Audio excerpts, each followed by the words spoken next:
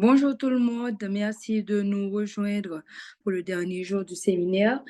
En fait, et nous avons encore la professeure Alexis avec nous et je lui passe la parole. Bonne participation. Bonjour tout le monde, comment allez-vous? J'espère que vous avez passé une bonne soirée. Hmm?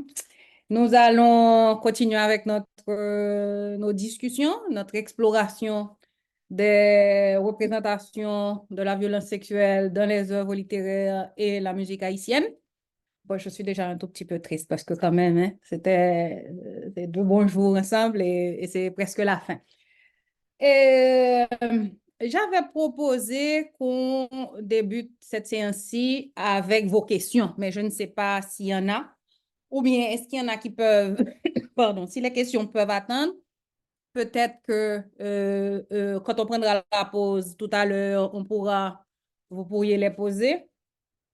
La séance de ce matin va débuter en musique. Nous allons écouter 2 chansons. Des extraits de 2 chansons. Pourquoi des extraits? Mais parce que, bon, c'est des musiques des années 70-80. Donc, c'est de la musique dansante, c'est de la musique très longue. Hein? Mauvais job de couper cloué fait 11 minutes et 10 secondes. Nous n'allons pas écouter 11 minutes et 10 secondes. Tizo fait à peu près 7 minutes. Donc, nous allons écouter des extraits de ces 2 chansons. Donc, tranquillement, vous écoutez, vous prêtez attention aux détails et après, on pourra rentrer dans nos discussions. Donc, le point de départ de ce matin va être en chanson et je demande à la technique de commencer avec mauvais job de couper cloué et j'ai déjà indiqué de quelle minute à quelle minute et tout de suite après, nous passons à Tizo. Auto non vampire pour soucer, auto non loup-garou pour manger, auto non démon pour touiller, auto non soukouillant pour soucer. Simba ele, Simba ele, Simba ele, Simba ele, auto non vampire pour soucer. Auto non loup-garou pour manger, auto non démon pour touiller, auto non soukouillant pour soucer. Simba ele, Simba ele, Simba ele, Simba ele, Simba ele sous comme moi. Tomber dans la cousine te connaît. Simba voyager sous comme moi. Tomber dans la cousine te connaît. Simba ele sous comme moi. Tomber dans la cousine te connaît. Simba voyager sous comme moi. Tomber dans la cousine te connaît.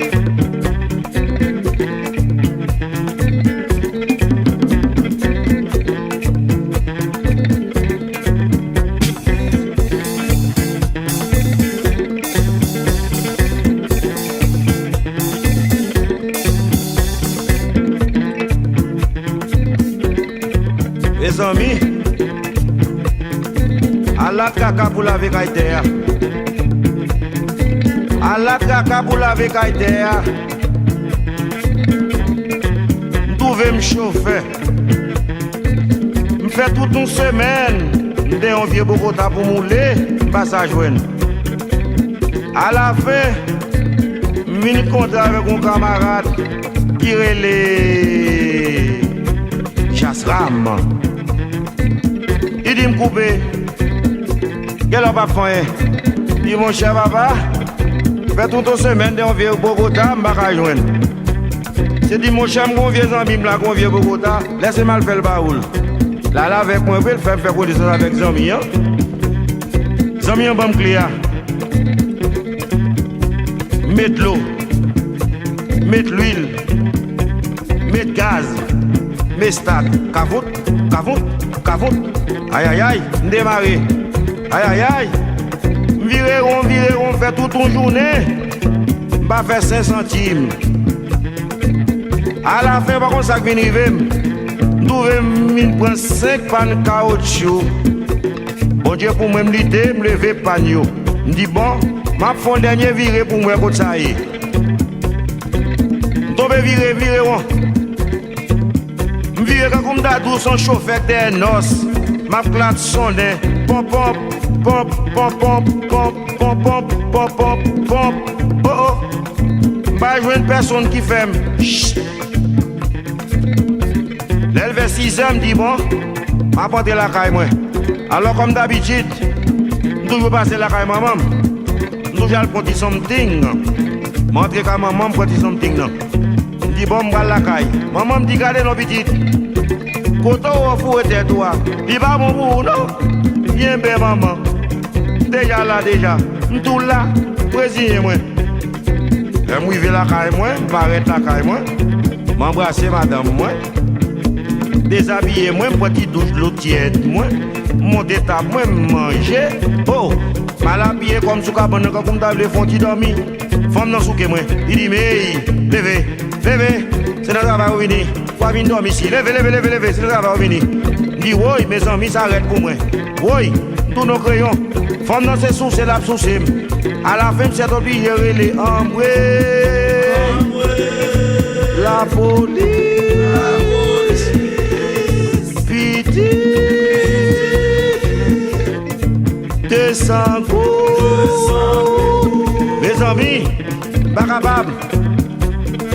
Les mois ambassadeurs m'ivrer, c'est obligé à l'acheter 8 coups de coupier pour me venir bouillir. Pour me bouillir, pour me fricasser, pour manger. Pour moi, son petit dôme après moi. Oh oh. Maman dit non. Ou pas venir gâter la caille moi. Je dis bon, c'est pas ça. Qui sauve lui? Sort à remettre la salle. Qui ça pour me prendre là? Ma prendre question X. Maman dit non. Pas les bols ça même. Alors peut-être que tu viens boire petit et on va manger plus dans la caille là. Non, non, c'est pas pour ça là. Hein? Non, bien bien. Ma prend Féno, il dit non. Féno, pas les bols ça même. Féno, bien bien. Ma prend feuille au sol. Maman dit non. Hein, on baiser venir gâter, c'est ma ça. Yo, pas venir gâter dans la caille moi. À la fin, moi, c'est voyez, fille pour moi. C'est voyez, qui vient nerver, mal qui le comprend. Pas d'arrêt, non, comprend, mais il vient nerver. Bien, bien. Ma poudre pour la raison. Pendant du jour que nous avons brûlé, on va mettre tête ici. C'est moi qui mets tout. Ça me dit, c'est ça. Dis, oui, bon Dieu, mourir. Tous nos crayons, femmes, c'est sous, c'est la sous. Ah, oui. La police, pitié, de sa des soucis.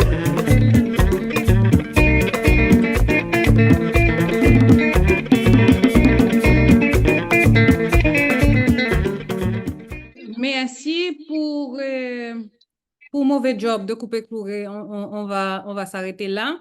Et bon, on fait le point sur le contenu un peu. Alors, mauvais job de couper cloué raconte l'histoire d'un homme. Donc, le personnage qui s'exprime dans la chanson, c'est un homme. Et c'est un homme qui se plaint de toute la charge de travail qu'il a accompli pour pouvoir prendre soin de sa famille, pour pouvoir subvenir aux besoins de sa famille.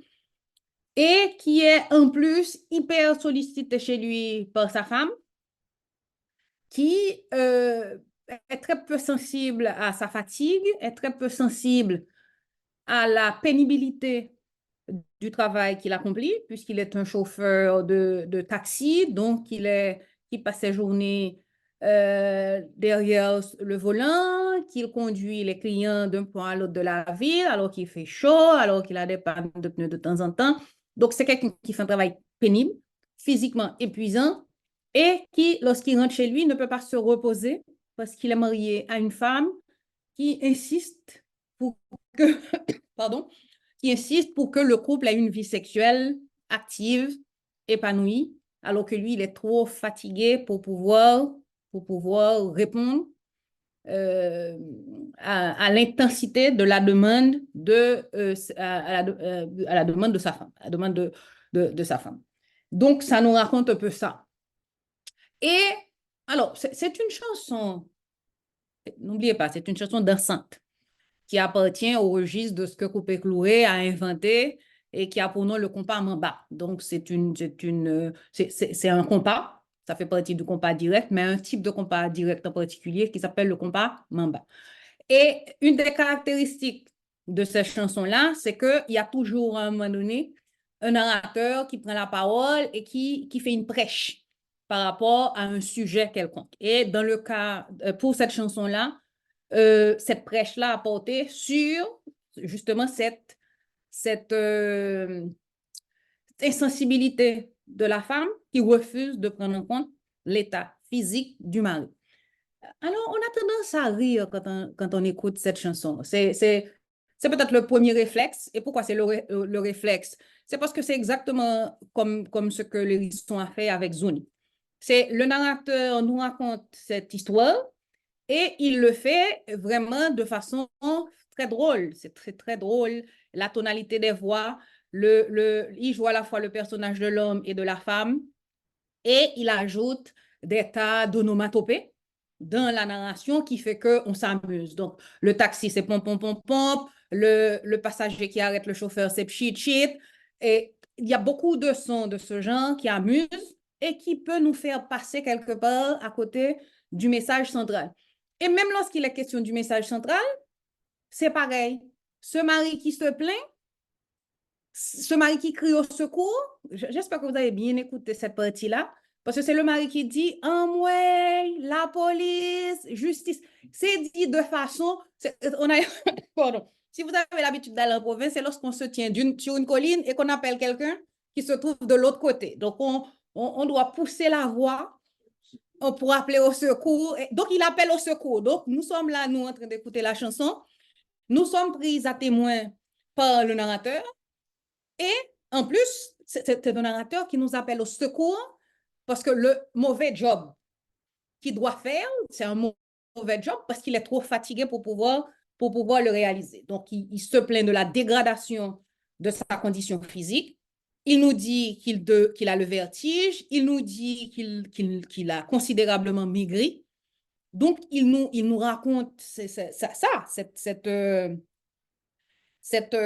les effets physiques de ce que sa femme lui demande, associé, bien entendu, à la pénibilité de son travail. Donc, il nous appelle au secours. Il nous appelle au secours et nous, sincèrement, on a tendance à rire. Et c'est pour ça que, coupé-cloué, que très souvent dans les études musicales haïtiennes, on a tendance à qualifier de misogyne, etc. Quand il aborde la question des violences sexuelles qui s'exercent sur un homme, on n'est pas dans les dispositions d'esprit nécessaires pour comprendre ce sur quoi il met l'attention. D'accord? Donc, c'est un homme qui est obligé, qui est contraint, forcé par sa femme d'avoir des relations sexuelles qu'il ne désire pas parce qu'il est trop fatigué, qu'il ne se sent pas en mesure c'est une demande à laquelle il n'est pas en mesure de répondre parce qu'il est épuisé, mais il est quand même obligé, il est quand même contraint d'y répondre. Et bien entendu, ça le met en danger puisqu'il a le vertige, puisqu'il s'évanouit, puisqu'il maigrit considérablement, etc. Bon. Donc ça, c'est la première chanson et ce que nous dit la chanson. Nous passons au deuxième extrait demandé et c'est Tizo de Tropicana. Tizo Argentina, c'est petite voisinage. Yo grandi ensemble, yo entend yo très bien. Tizo, on en a passé, tout de suite. Comme ça, yo bajon gain ennui. Yo vendredi matin, yo levé yo panando. Tizo, dis yo dia, c'est dans la ville nous parler. Jacquina, bien content, accepté aller. Le yo rive, Tizo, le blanc et les scandales pétés.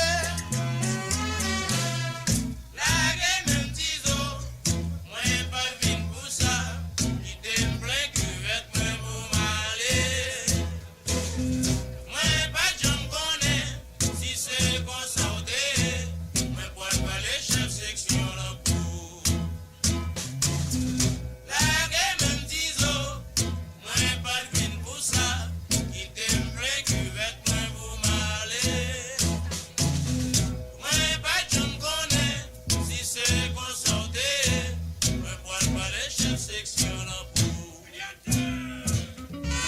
Eh, ha, ha, ha, ha.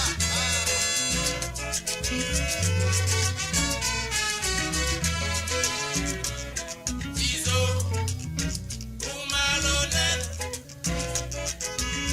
à poil pas les chefs section en pour. Nous grandis ensemble, nous manger ensemble. C'est pas mon temps à faire ça. Tizo, Tizo, mon cher, ou malhonnête. À moi le balai, chef section en pour. Tizo, volé, c'est assassin, yeah. Moi, m'bam, j'en marche avec encore. Vicieux, Tizo, ou malhonnête. À moi le balai, chef section en pour. Si me connais, moi pas d'ab jamais aller jusqu'à la vie non. Avec Tizo ou malhonnête, à poil pas les chefs section en pour.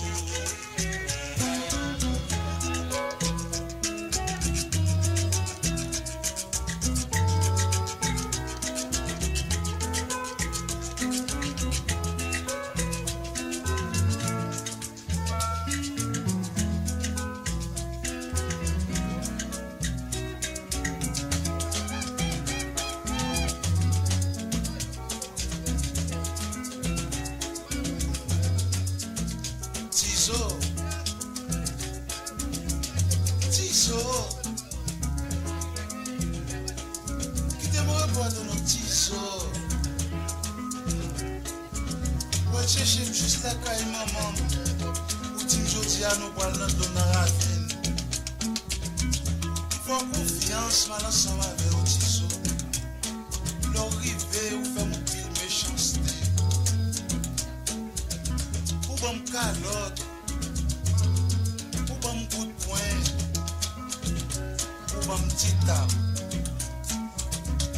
L'on finit ou boucher bouche moi pour me parler. Tizo,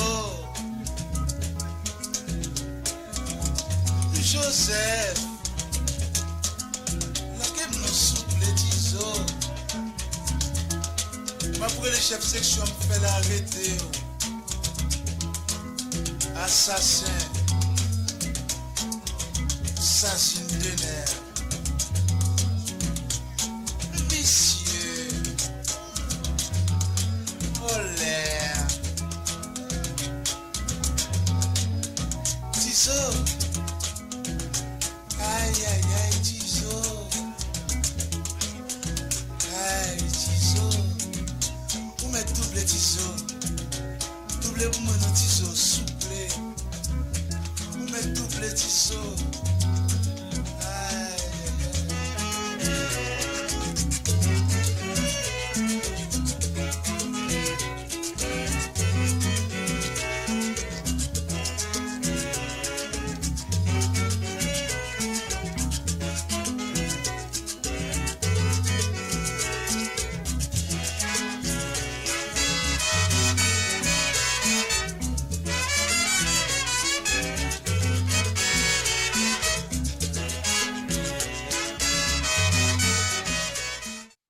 Bon, merci beaucoup. C'est une autre histoire, mais il y a énormément de points communs avec le mauvais job de Coupé Cloué. Parce que là, il s'agit d'une violence caractérisée, d'accord? Ça veut dire c'est l'histoire d'une attaque violente, subite, non provoquée, d'un jeune homme qui s'appelle Tizo, sur une jeune fille dont on ne connaît, le nom nous est dit. Elle s'appelle Jose, bon, je ne me rappelle plus du nom complet. Et ce sont deux amis d'enfance. Et Tizo, vous l'avez entendu dans la chanson, a tendu un piège à Josmina. Il lui a tendu un piège en lui disant, bon, on va remplir les seaux à la source. Donc, il la sollicite pour l'accomplissement d'une tâche ménagère habituelle. Et elle, puisque c'est leur pratique, c'est une habitude instituée entre eux, elle prend les seaux et ils se rendent à la source pour pouvoir remplir les seaux. Et c'est là que l'agression a eu lieu. Alors, nous entendons, comme dans Mauvais Job Coupé Cloué, nous avons directement accès à la voix de la victime, de l'agressé, et c'est à travers elle que nous apprenons, c'est par elle que nous apprenons la relation de longue durée qui unit leurs deux familles, les liens d'amitié, le fait que ce sont des amis d'enfance et son incompréhension par rapport à cette agression. Donc, vous avez un peu ça. Deux situations et les deux, ce sont deux textes, deux chansons qui appartiennent au registre musical dansante et ce sont deux textes qui, une fois qu'on s'arrête un peu pour réfléchir à leur contenu par rapport aux réactions qu'elles provoquent sur nous, auditeurs, auditrices, lorsque nous prenons la peine de nous asseoir, de les écouter et d'y réfléchir, c'est un sentiment de malaise. Et ce sentiment de malaise est lié à ce que nous avons déjà discuté ici le premier jour, ce sentiment de malaise, notre réaction, hein, ce sentiment de malaise qui est lié à ce que nous appelons la culture du viol. Nous nous rendons compte en riant spontanément lorsque nous écoutons un mauvais job, nous nous rendons compte à quel point nous avons intégré un ensemble de croyances, un ensemble de comportements qui est lié à ce qui est désigné par les spécialistes sous la notion de masculinité hégémonique. Nous sommes dans le schéma social de la domination, de la domination masculine, d'accord, de la masculinité dominante. Et donc, nous rions de cet homme qui ose se plaindre de devoir remplir ce qu'on appelle le devoir conjugal. Parce que ce que sa femme lui demande, c'est d'accomplir, c'est de répondre à son devoir conjugal. C'est un couple, ils vivent dans la même maison, elle a envie de lui, et donc, il faut qu'il puisse répondre à cette demande-là. Donc, nous rions, et Coupé Cloué, quand même, raconte l'histoire de façon à nous pousser à rire. Donc, lui aussi, il est dans ce schéma-là. Mais n'empêche que ce qui nous est raconté, c'est l'histoire d'une agression. C'est l'histoire d'un homme qui est harcelé dans sa propre maison et qui est contraint, forcé à accomplir ce qu'on a un devoir de sexe. Et ce n'est pas que dans la musique que ce devoir de sexe-là est très présent.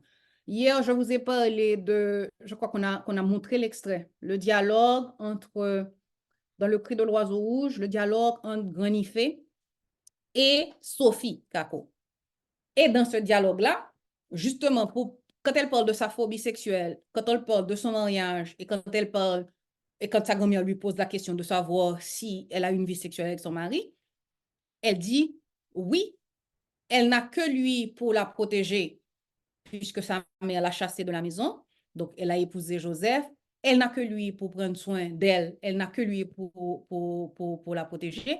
Et donc, oui, elle a un devoir. Et c'est ça l'expression qui est utilisée dans le texte. Elle a un devoir de répondre à ses besoins sexuels. Donc, et pour répondre à ce devoir, elle fait quelque chose d'extraordinaire qu'elle associe à quelque chose qui est présent dans le vaudou, c'est le personnage qui le dit, elle se dédouble.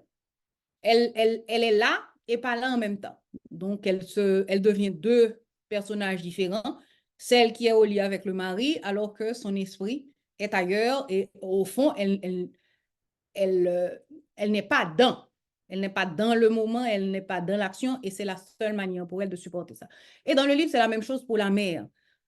Martine et son compagnon Marc. Martine dit exactement la même chose. C'est très simple.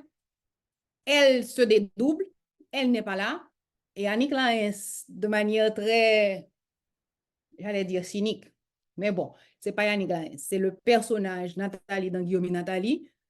Par rapport à cette situation-là, dit, c'est le propre des hommes que de ne pas voir. Donc, effectivement, dans cet texte-là, on nous montre que pas plus Marc, le compagnon de la mère de Sophie, que Joseph, le compagnon de Sophie, ne se rendent compte du fait que leur compagne n'est pas présente, impliquée totalement dans les relations sexuelles quand elles se produisent, parce qu'elles arrivent à se dédoubler, elles arrivent à faire semblant, elles arrivent à n'être pas partie prenante de ce qui se passe, mais les compagnons ne se rendent pas compte de ça, ne voient pas ça.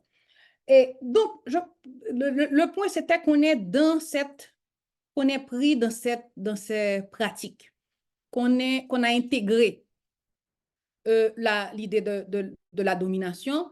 Et donc, quand un homme se plaint de cette situation, nous rions. Quand Josmina d'Antizo dénonce l'agression commise par Tizo, l'orchestre chante la chanson de façon à nous faire rire aussi. Et automatiquement, ça nous fait penser un peu à Zune. C'est le premier mouvement, et c'est dans la chanson quelque part, c'est son risaise. Bon, au fond, c'est fait, la voix nous dit qu'elle n'est pas trop choquée, la voix, et donc c'est quelque chose que nous devons mentionner, parce que le sens du texte, ce n'est pas uniquement par rapport au contenu. Enfin, le sens de la chanson, c'est pas uniquement par rapport au contenu du texte musical, mais c'est également par rapport à l'interprétation. Ce que nous n'avons pas lorsque nous sommes quand nous lisons les fictions, c'est nous qui donnons l'intonation. On n'a pas la voix d'un chanteur, on n'a pas la voix d'un diseur dans la tête, et donc nous pouvons interpréter le texte différemment. Bien. Alors, pourquoi est-ce que j'ai commencé avec ces deux chansons, cette séance-ci avec ces deux chansons? C'est parce que, comme je vous l'ai annoncé hier, nous nous intéressons aujourd'hui, l'un des aspects à laquelle nous nous intéressons aujourd'hui, c'est l'aspect de la justice. Comment la question de la justice est posée dans les œuvres musicales et dans les œuvres fictionnelles lorsqu'il s'agit de violences sexuelles. Alors, ces deux chansons sont intéressantes de ce point de vue-là, parce que ce sont deux chansons dans lesquelles, à l'agression,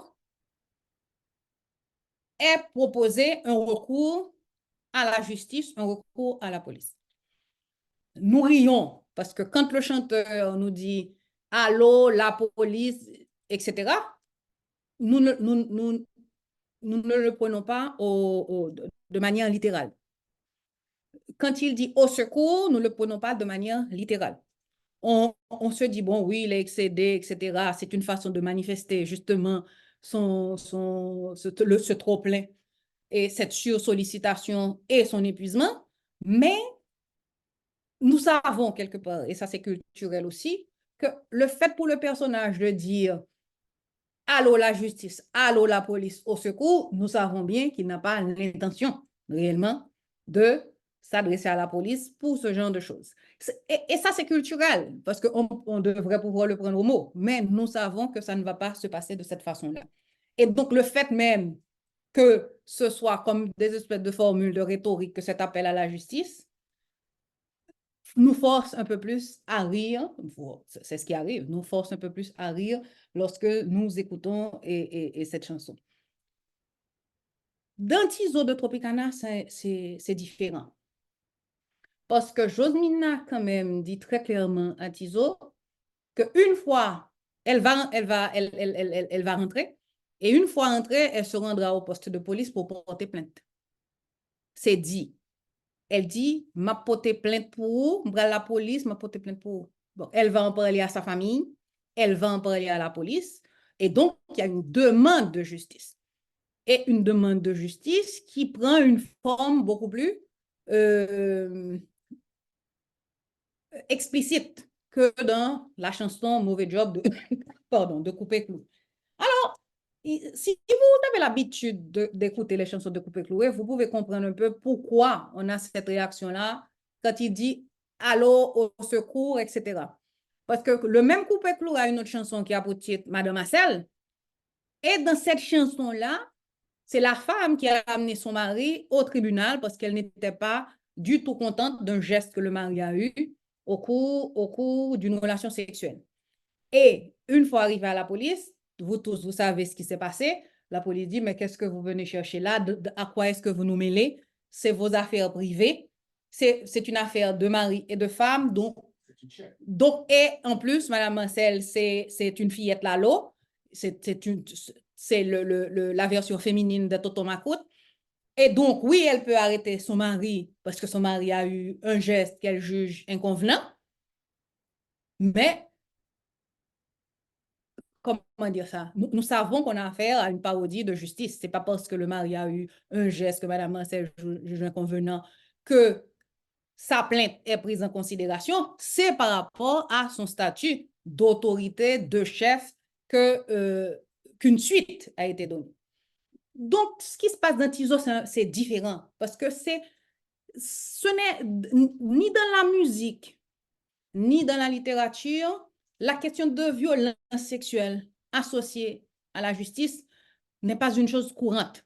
La justice formelle, la justice étatique, porter plainte, ce n'est pas quelque chose qui revient souvent. Ça ne revient pas dans la réalité, sauf dans des cas considérés lors de notre première séance, lorsqu'il y a des preuves irréfutables comme les vidéos dans les 3 cas que nous avons considérés la dernière fois. Et dans ces 3 cas-là, 2 ont fini devant le juge d'instruction. Et un cas s'est terminé par une condamnation.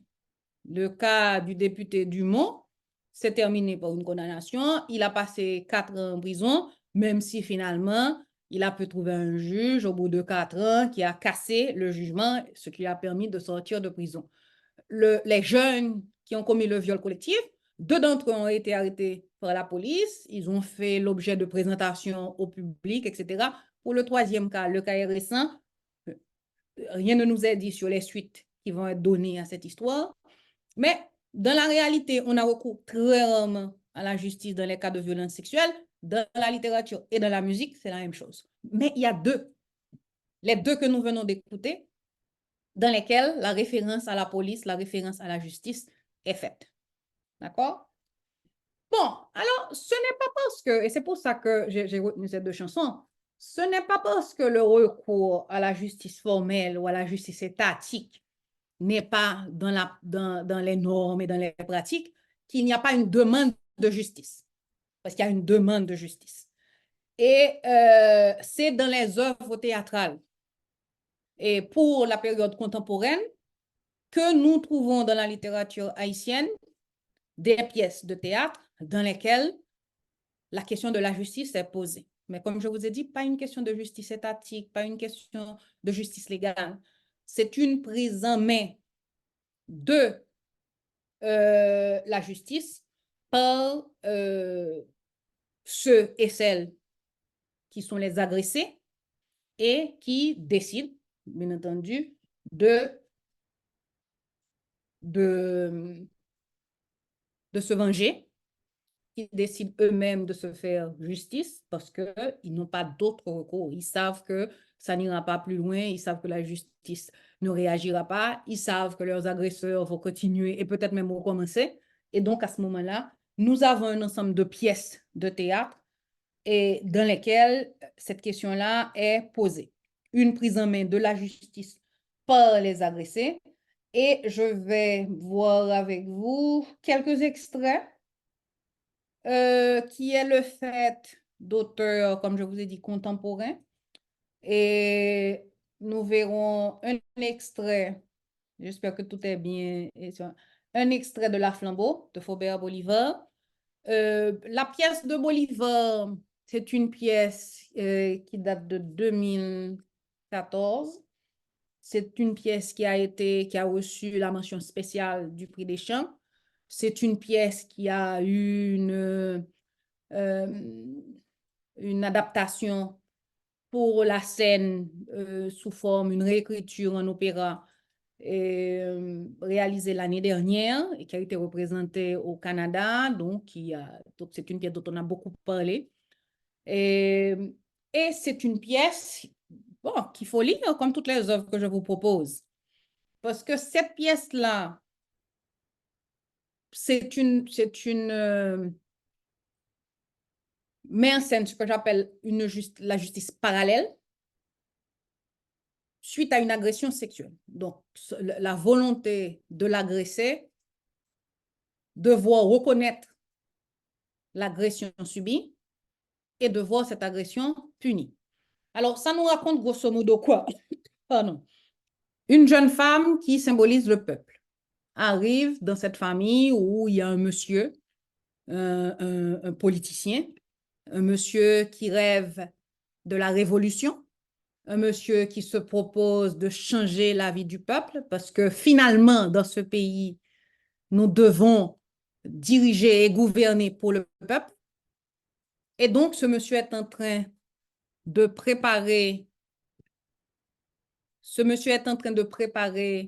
un discours, d'accord? Et ce discours-là, c'est un discours dans lequel, justement, il explique. Il va expliquer à ses auditeurs la notion de la res publica, donc de la chose publique. Donc, il va dénoncer la corruption, il va dénoncer le fait que les élites politiques et économiques se sont emparées de toutes les richesses du pays et que tout doit être fait pour le peuple, par le peuple, et c'est lui, le personnage, qui porte cet espoir-là et qui va rendre justice à ce peuple. Donc, vous voyez un peu, il se prépare certainement à être candidat peut-être au poste de président, et lui, c'est le révolutionnaire qui va accomplir ce changement de paradigme, etc. Sauf que ce révolutionnaire qui aime le peuple n'arrive pas à le voir dans cette jeune femme qui est venue travailler chez lui, mademoiselle. Et donc, il va l'agresser, d'autant plus que lui et sa femme ne s'entendent presque plus sur le plan sexuel. La femme c'est un peu folle. Et monsieur se propose d'avoir à domicile la remplaçante de cette femme. Une seconde. Et donc, il l'agresse. Donc, il la harcèle d'abord, la poursuit de ses assiduités, elle refuse, elle est consacrée à Ougou, et elle refuse, bien entendu, elle peut refuser, elle dit non, elle exprime son non-consentement, et malgré tout, monsieur profite d'une occasion pour se jeter sur elle et l'agresser. Alors, c'est là que la pièce de Bolivar est intéressante. On n'entend pas mademoiselle se plaindre. L'agression a eu lieu, oui, elle parle, elle s'exprime, mais surtout elle agit. Elle se déplace et le prochain tableau face auquel nous nous retrouvons en tant que lecteurs de cette œuvre, c'est le tableau du jugement de monsieur. Il y a un jugement, mais nous ne sommes pas au tribunal. En tout cas, pas le tribunal. C'est pas le tribunal de l'État central. C'est pas la justice avec nos juges et avocats, etc. C'est un tribunal parallèle. Donc, il est dans son sommeil, il rêve, et puis, mais ce n'est pas un rêve. Hein? C'est dommage, je n'arrive pas à ouvrir le fichier pour que vous puissiez avoir accès aux extraits. Bon, on va faire sans ça. Donc, la compagnie La Flambeau, d'accord? Et La Flambeau, c'est une société secrète qui est consacrée à Ougou. Et mademoiselle, c'est la filleule d'Ougou. Et donc, elle a été se plaindre auprès de ses protecteurs et ils sont venus régler l'affaire. Le crime est avéré. Il l'a agressée. Elle n'était pas consentante. Donc, il doit payer. Et donc, monsieur a été transformé en zombie. Donc, il n'a pas été tué. Il a été transformé en zombie pour pouvoir répondre de ses crimes. Il a été transformé en zombie et il a été confié à mademoiselle. Il est placé sous le commandement de mademoiselle. Il est son homme à tout faire. Il n'a plus de liberté non plus d'agir. Il n'a pas donné son consentement ou pas. pas plus qu'il n'a laissé de possibilité de consentement à mademoiselle. Et toute la pièce se déroule, la pièce se termine de cette façon-là. Il est devenu un zombie sans volonté réelle. Mademoiselle est en charge du viol. Il y a eu un résultat, il y a un fils. Donc, c'est un zombie qui est là, qui aide à élever le fils et qui aide à faire, qui obéit aux ordres et passer par mademoiselle. Donc, c'est une des premières œuvres qui pose la question d'une justice possible, mais d'une justice parallèle dans la littérature haïtienne. Il y a d'autres œuvres, et ça, c'est intéressant. L'autre extrait, si ça arrive à s'ouvrir, ça c'est un autre débat. L'autre extrait que je vous propose, c'est l'extrait, je vais essayer d'arrêter la vidéo pour voir si ça peut marcher. C'est l'extrait d'une pièce de Guy Régis Junior, une pièce qui a pour titre « Moi, fardeau inhérent ». Et c'est une pièce qui, elle, s'ouvre directement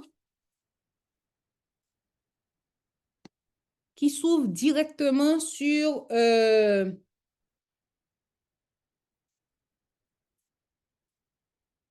la victime de l'agression.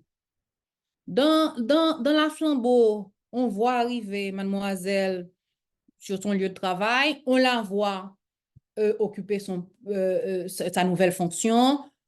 On entend les paroles paternelles de monsieur, elle est bien reçue par madame, c'est une fille travailleuse qui est dans son monde et qui fait ce qu'elle doit faire. Alors que dans Moi, fardeau inhérent de Guy Régis Junior, l'œuvre s'ouvre directement sur l'agressé. Ok, c'est bon, je vais pouvoir l'ouvrir lui. Ok. Nous allons pouvoir,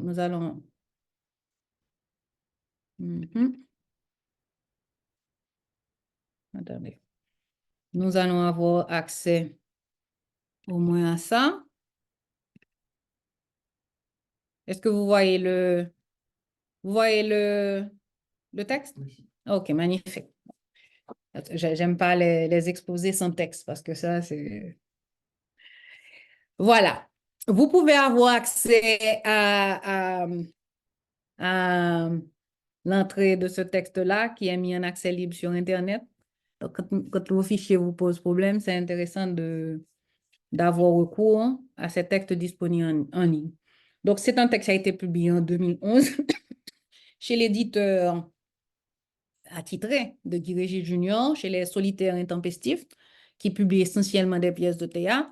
Et donc, nous pouvons avoir accès à l'exposition de cette pièce. D'accord? Et je peux... Est-ce qu'il y a un ou une volontaire qui veut bien lire pour nous? Est-ce qu'il y a un acteur qui voudrait bien lire pour nous?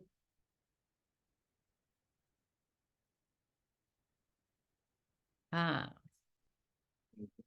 d'accord. Pas de volontaire? Je vois aucune main levée. Magdala? Magdala Louis? Oui, oui. Je vous écoute. Vous m'entendez? Oui, oui, très bien. Ici, une femme attend. N'allez pas vous demander ce que je fais là. N'allez même pas vous demander pourquoi perdre votre temps. Je suis seule à attendre là, sans aucune lueur. Une flamme, une lampe, une bougie, le feu. Nulle lune qui m'effleure. Ma fleur dessinerait mes flancs, dont la lumière surgissant de l'arbre vaincrait le noir qui m'entoure pour me doucher, m'envelopper de sa robe blanche, m'éclairer, m'illuminer, m'empêcher d'être cette frêle, incommode, éphémère apparition pour vos yeux.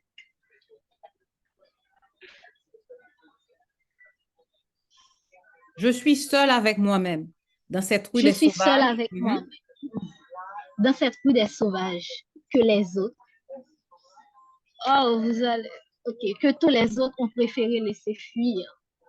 Personne d'autre ne viendra. Pourquoi? Arrêtez de vous enquiquiner. Vous séchez la cervelle. Le temps vous fuit. Il n'y a que l'acte qui compte. N'est-ce pas l'acte? Une femme debout qui attend. Je n'ai nullement été abandonnée. Qu'allez-vous chercher de nouveau? Qu'allez-vous chercher? Âmes agitées, tourmentées esprits, intranquilles, impatients. Que guettez-vous? Pourquoi fouiller? Esprit tortueux, assoiffé, rongeur insatisfait. Les autres là m'ont juste vu me lever, furieusement partir, revêche, sérieuse comme un cancer. Ils ont essayé de me retenir, mais en vain je ne les ai pas écoutés. Non, personne, personne d'autre ne viendra non plus. Je suis seule, et c'est bien ici. Une femme dont vous n'entendez que la voix et ne savez même pas deviner qui elle est. Pourquoi alors que tout le monde fut une femme debout?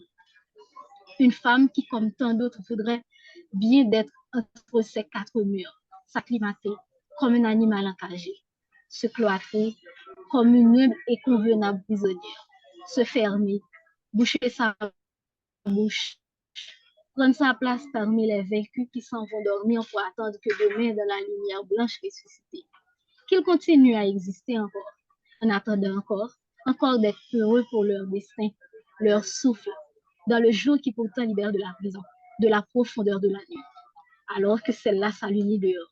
Oui, la femme debout, ombre, prétexte de la nuit, fantôme peut-être, apparition, pourrait vous répondre. OK. Je veux bien On vous peut, répondre.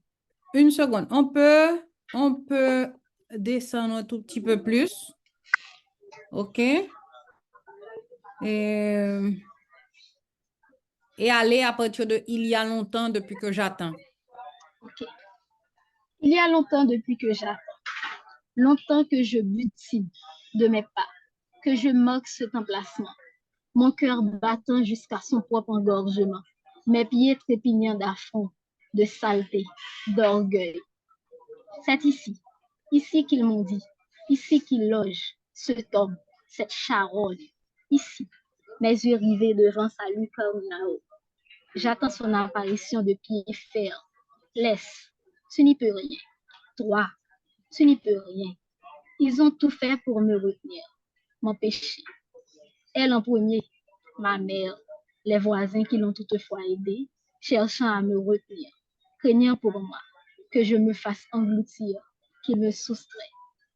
Seul, tu n'y peux rien. Seul, tu ne seras que vaincu. Mais ils n'ont pu me retenir. Me voilà enfin ici à la table. Ils n'ont pu. Enfin ici.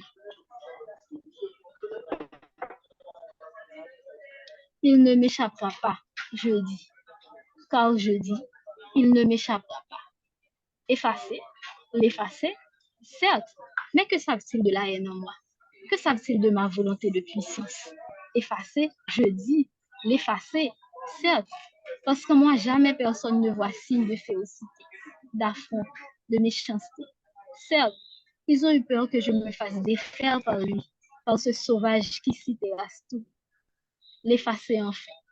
Femme, je suis offensée, outrée, offensée. Femme, je suis 1000 fois offensée. Femme, je me vengerai. La peur, leur peur ne me fera pas reculer. Aujourd'hui, c'est moi, femme. Dans ma main, l'orange et le glaive qui le feront trembler, le feront se plier, se mettre à genoux.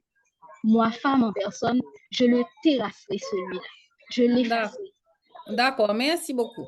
Donc, vous avez accès à toute l'exposition de cette pièce de Guy Régis Junior, un long monologue d'une victime, d'une survivante qui décide un soir de se venger de son agresseur. Et donc, vous voyez un peu tout ce qu'elle dit, tout ce qui est mentionné, sa fureur, sa haine, son désir de se venger, son désir de sortir du cadre dans lequel on tente de l'enfermer, le cadre qui lui dit, bon, ça c'est fait, c'est du passé, il faut l'accepter. Et c'est une femme debout et qui décide qu'elle va supprimer, qu'elle va effacer son bourreau, qu'elle n'a pas à vivre forcément avec ça, alors que lui, il est là tranquillement à continuer. Vous pouvez regarder même un tout petit peu plus loin dans le texte. Elle le dit très clairement, elle le traite de tous les noms, hein, et elle le dit très clairement. Je vous tuerai sans ménagement, sans aucun ménagement. Exactement comme lui, eh ben, il a fait couler son sang, exactement comme lui, il a agressé sans ménagement. Donc, vous avez ça. Donc, une première œuvre où l'agressé fait appel à la société à laquelle elle appartient, donc à la dimension, c'est la dimension religieuse de la vengeance, c'est la dimension, euh, euh, c'est religieuse, on est d'accord, parce qu'elle fait appel quand même à une divinité. C'est cette dimension-là. Donc, elle fait appel à des puissances supérieures qui doivent l'aider à punir celui qui l'a agressé. Et puis, dans la pièce de Guy Régis, là, nous sommes toujours dans cette justice parallèle, mais c'est une prise en main réalisée par la victime elle-même, qui décide que puisqu'elle n'a rien à attendre de toutes les façons, ni de la société, ni des gens qui l'entourent, eh bien, elle doit elle-même prendre sa défense en main. Elle doit elle-même faire payer à cet être-là qui un soir, a décidé de tout lui prendre.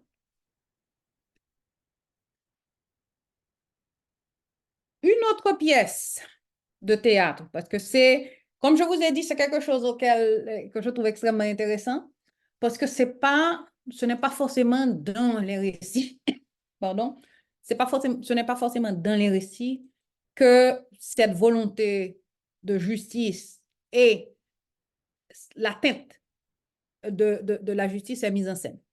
Je dis bien, ce n'est pas forcément la justice étatique légale, mais c'est des formes de justice. Demande et s'assurer qu'effectivement que justice ait eu lieu. Une autre pièce, c'est une pièce de la dramaturge Andrise Pierre. Dans ces différentes œuvres, cette thématique-là revient. Mais j'ai trouvé intéressant que dans sa toute dernière pièce, pardon, la petite fille que le soleil avait brûlée, qui raconte quand même, qui met en scène beaucoup de personnages féminins et qui met en scène l'oppression qu'elles subissent, et tout autant qu'elles sont dans la petite ville de province où elles vivent. Il y a un passage concernant l'histoire du personnage Yol. Alors, grosso modo, une jeune femme va se marier et elle est obsédée par la photo de mariage de sa tante. Et elle décide qu'elle doit absolument porter la robe de mariée de sa tante pour son propre mariage. Donc, elle vient en France, elle rentre en Haïti pour pouvoir demander cette faveur-là à sa tante. Et sa tante lui montre la robe. Donc, la robe ne correspond plus du tout, hein, à ce qu'elle avait, dans ses représentations. La robe a été magnifiée, c'est normal, c'est la photo vue d'abord par une enfant. Et la robe réelle ne correspond pas à l'image qu'elle avait, mais surtout, la robe réelle a une grosse tache de sang séchée, hein, et c'est à partir de là que l'on va remonter à l'enfance de la tante Yole, à sa jeunesse, et qu'on va apprendre comment ce sang-là est arrivé sur la robe. Alors, deux versions. C'est le mari qui est décédé le soir des noces, qui a saigné, comme on dit, qui a pissé du sang, littéralement, parce qu'il s'était préparé un cocktail avec comment est-ce qu'on appelle ça? Une décoction avec les comprimés pour se donner des aphrodisiaques, exactement. Bon, il en aurait trop pris et donc il a saigné et le sang a éclaboussé la robe de mariée. Mais vous verrez, j'ai choisi pour vous l'extrait où le coryphée raconte un peu et ce mariage, le décès du mari le soir des noces et les accusations auxquelles elle fait face. Et la dramaturge laisse exprès le flou sur la question, vous allez voir ça, mais c'est quand même intéressant, c'est pour dire que c'est un mariage auquel elle a été contrainte, piégée par le fils du pharmacien, qui l'a piégée, parce que c'est une jeune femme absolument magnifique que tous les hommes de la ville convoitent. Et lui, fatigué d'attendre, eh ben, il l'a piégée. Et donc, elle est contrainte de l'épouser, puisqu'on les a trouvés ensemble, et donc, dans une situation plus ou moins compromettante. Donc, elle est obligée de l'épouser. Pardon, alors que ce n'était absolument pas son projet. Donc, le mariage a lieu et le soir même, il meurt. Donc, je vous demande de lire. Est-ce qu'il y a une volontaire? C'est beaucoup moins long. Un petit extrait où le coryphée nous raconte ce qui se passe le lendemain du mariage de Yol et de la mort de son mari, Noah. Noah? Oui, oui, vous Allez-y. Oui, oui, je vous entends très bien. le coryphée, le lendemain de son mariage, Yol revint chez ses parents adoptifs, chose qui ne plut pas du tout au boulanger qui avait déjà fêté cette assiette enlevée à sa table. À peine rentré, qu'on la vit ressortir accompagnée de sa mère, la voisine d'en face, au passé débridé, voici la mariée maudite. Elle aurait pu enlever sa robe tachée du sang de l'autre. Non, c'est son sang à elle. Eh bien, pour une défloration, c'en est une. Spectaculaire défloration. Qu'elle puisse encore marcher en dit long, très long. Où court-elle? Chez monsieur le juge pour affaires pressantes. Ce vieux mou sans aucun scrupule. Non, c'est un homme respectable, le notable. Il ne court qu'après les jeunes filles à peine sorties de l'enfance, mais cela ne fait pas de lui un criminel. On dit qu'il les aime fraîches pour pouvoir lui-même les abîmer, mais cela ne fait pas de lui un criminel. On dit qu'il a monté un dossier digne de son imagination de pervers pour manipuler la mère et contraindre la veuve. Contraindre encore, elle serait elle-même pilule Bon, maintenant, on a perdu Noah. bleue à son mari. Hypothèse assez. Ah, vous n'entendez pas? Je suis là. Oui, ça, on a eu une petite coupure. Donc, reprenez à partir de contraintes encore. Ok. Contrainte encore, elle serait suspectée d'avoir elle-même servi les pilules bleues à son mari. Hypothèse assez intéressante. Très, très intéressante. La chose était concevable. Ce crime, ce meurtre serait possible d'une peine très sévère. Passible. Mhm. Passible, oui, oui, merci. Ce meurtre serait passible d'une peine très sévère. Mais une entente est possible. Une entente est toujours possible avec monsieur le juge. Rien de très méchant, j'espère. Non, rien que l'on ne puisse pas supporter. Voilà, on s'arrête là parce que je n'ai pas mis la page suivante, donc on peut s'arrêter là. Bon, ce qui est intéressant dans la relation de ces événements, c'est le flou qu'on laisse, c'est le flou qu'il y a autour des circonstances réelles de la mort du mari. Est-ce qu'il s'agit d'une mort provoquée par le mari lui-même, parce qu'il aurait décidé de consommer ces pilules bleues pour une nuit de noces, pour les performances de sa nuit de noces? Est-ce que, effectivement, c'est Yol qui a donné dans un cocktail ces pilules? Excusez-moi, on dit les pilules bleues. On peut arrêter là.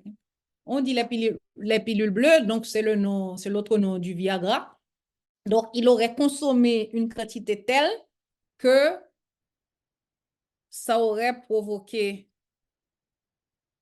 une hémorragie et donc il serait mort. Je ne sais pas si les Viagra peuvent provoquer une hémorragie, mais c'est ce que nous avons dans la pièce.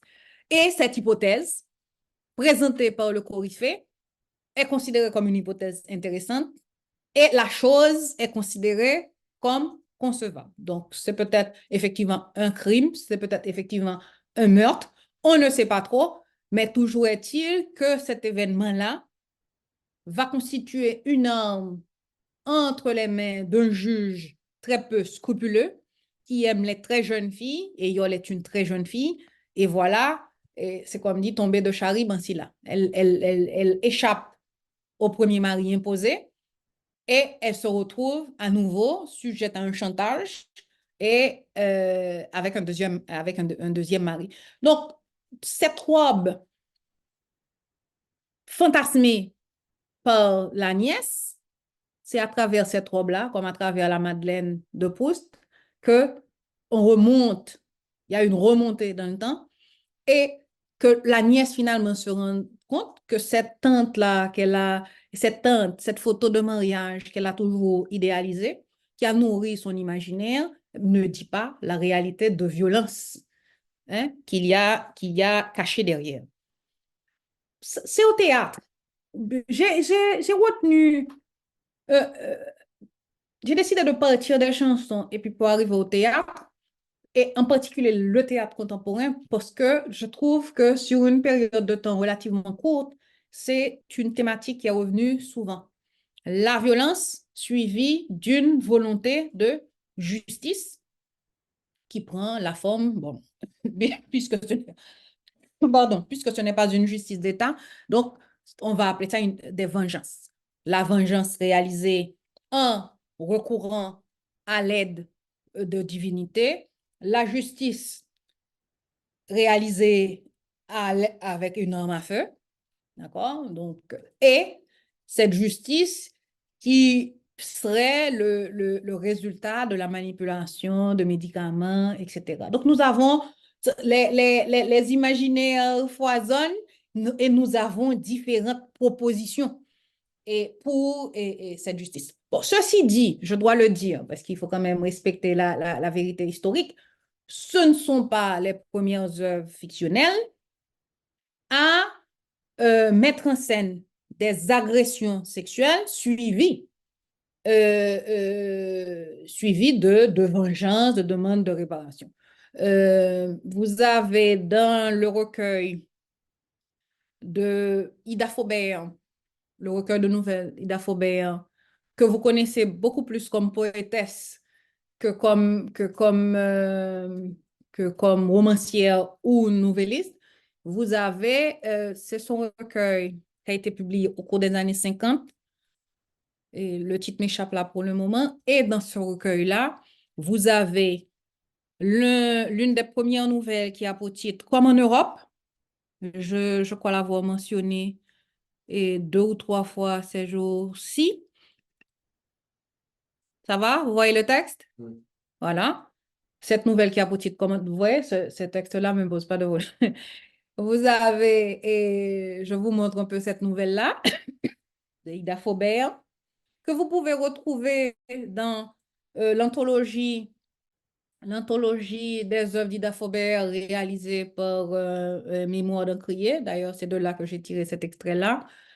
Et ça met en scène, ça doit être l'un des premiers féminicides et également dans la littérature haïtienne.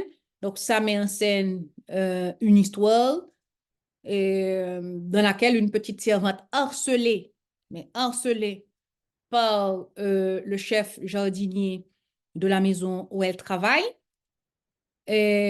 harcelée, menacée, victime d'attouchement, etc., eh bien, elle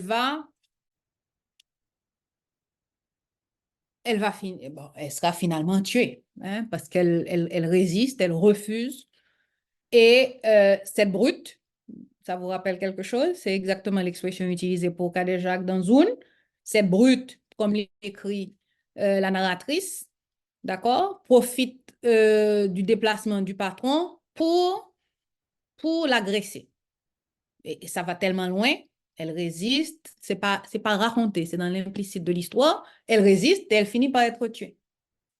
Et alors, comment est-ce que les autres employés de la maison se rendent compte de ça? Eh bien, il voit pas la jeune femme, il pose la question, lui raconte un mensonge, il dit, ah, elle est partie à Port-au-Prince avec le maître, donc vous avez l'extrait ici, elle est partie à Port-au-Prince avec le maître, mais les autres employés ont des doutes sur la question. Donc, ils le saoulent, hein, parce qu'ils avaient organisé une petite fête entre eux. Il est saoulé et dans cet état-là, pardon, dans cet état d'ivresse, il va finir par avouer. Il va finir par avouer indirectement avoir tué Lina.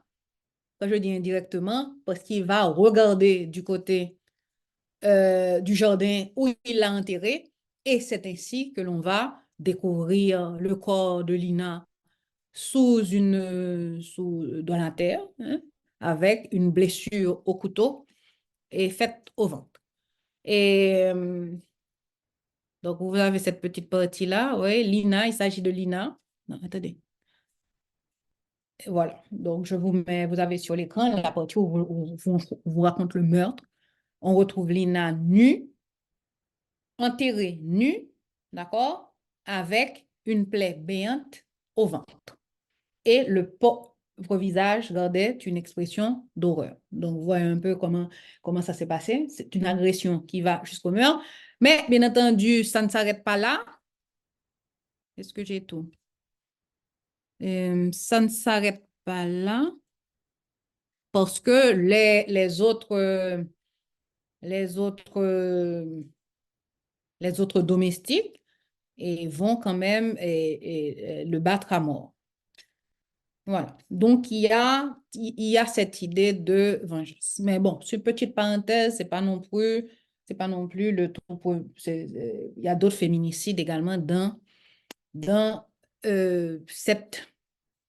nos œuvres littéraires. Il est quelle heure? 11h28. Il est 11h28. Nous allons marquer notre petite pause, d'accord? Et nous reprenons à 40. D'accord? Voilà, pour la deuxième partie. Donc, alors, dans la deuxième partie, nous allons voir deux autres représentations de violence sexuelle. Et je vous laisserai la parole pour réagir pour des questions avant la conclusion de ce séminaire. D'accord? À tout à l'heure.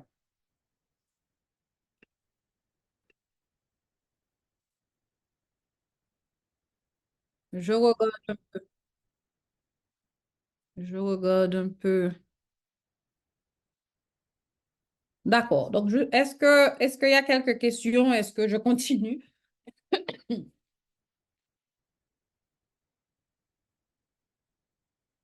Des questions avant que je ne continue?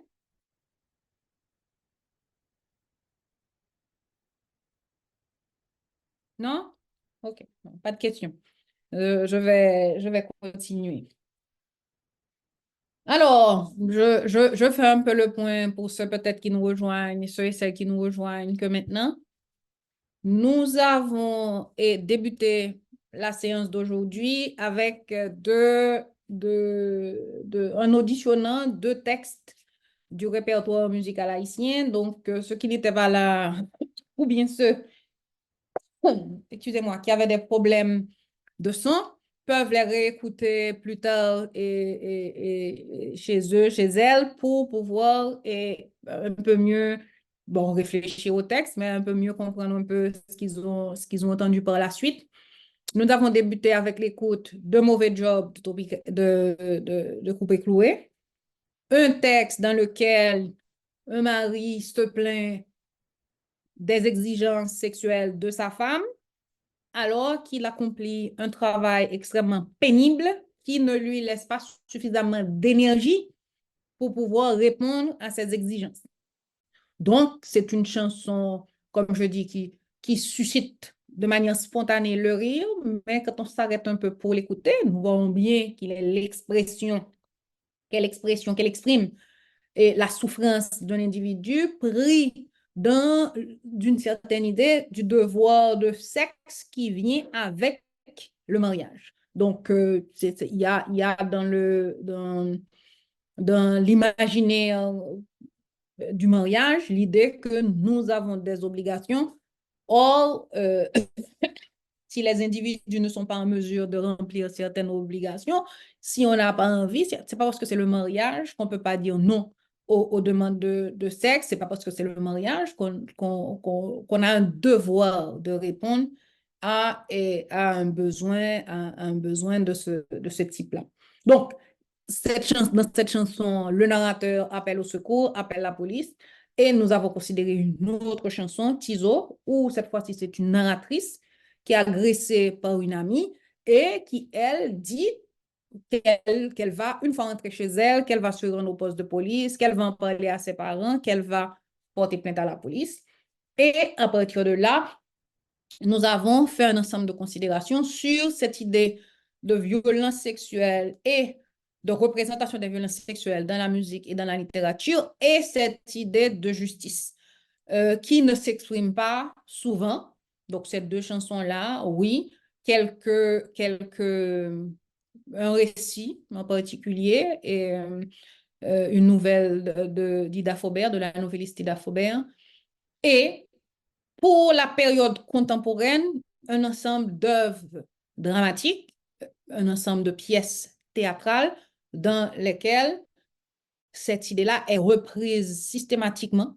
L'idée qui a nécessité de justice, exprimée par les personnages féminins qui subissent des agressions sexuelles, mais ce sur quoi nous venons de nous arrêter aussi, c'est sur le fait que cette justice-là n'est pas la justice, c'est pas une justice étatique, puisque les personnages savent très bien que la société ne va pas tenir compte de leurs demandes. Ils savent très bien que la justice étatique ne va pas tenir compte de leurs demandes. Donc, il y a une justice qui va s'exercer, mais c'est une justice individuelle, c'est une justice personnelle, d'accord? C'est une justice qui s'appuie sur le recours aux divinités, sur le recours aux armes à feu et sur le recours à l'empoisonnement. Donc, vous avez différentes formes de justice parallèles et nous avons vu, excusez-moi, nous avons vu des extraits de trois œuvres d'auteurs, de dramaturges contemporaines, et pour illustrer ces éléments-là. Alors, il ne nous reste pas énormément de temps et j'ai encore dans mon programme, je pense qu'il y a encore deux formes de violence sexuelle et qu'il faut que je souligne, même si on ne va pas avoir le temps de rentrer vraiment dans les détails de ces œuvres-là. Et je m'en voudrais de ne pas considérer, même si c'est de manière très rapide, les violences sexuelles qui sont rattachées à l'expression d'une terreur d'État. Par exemple, les violences sexuelles qui s'exercent lorsque nous sommes en dictature, par exemple. Et là, je reviens au texte d'origine Michel Jean-Charles que je vous ai indiqué dans le document, dans le syllabus de ce séminaire, Body Conflicts et Bodies Conflict. Puisqu'elle analyse non seulement les textes qui traitent de la dictature et des violences sur la dictature en Haïti, mais également dans d'autres espaces caribéens et africains. Et il y a, quand nous sommes dans des pouvoirs qui utilisent la terreur et la violence comme arme pour asseoir la mainmise de ceux qui ont la responsabilité d'État, donc pour assurer leur mainmise sur le pouvoir, pour assurer leur mainmise sur le territoire et sur le corps des individus, les violences sexuelles augmentent. Les violences sexuelles deviennent une arme de terreur. Et dans la littérature haïtienne, nous avons un certain nombre de romans qui ont pour arrière-scène la dictature des Duvalier. Vous savez un peu, c'est une dictature qui a commencé avec l'arrivée au pouvoir de François Duvalier en 1957, donc il a pris vraiment un tournant vers les années 1961, et qui théoriquement s'arrête avec la chute de son fils auquel il a passé le pouvoir. Donc, c'était une dictature qui s'arrête là. Mais au fond, on est encore sous le régime de cette dictature, en fait.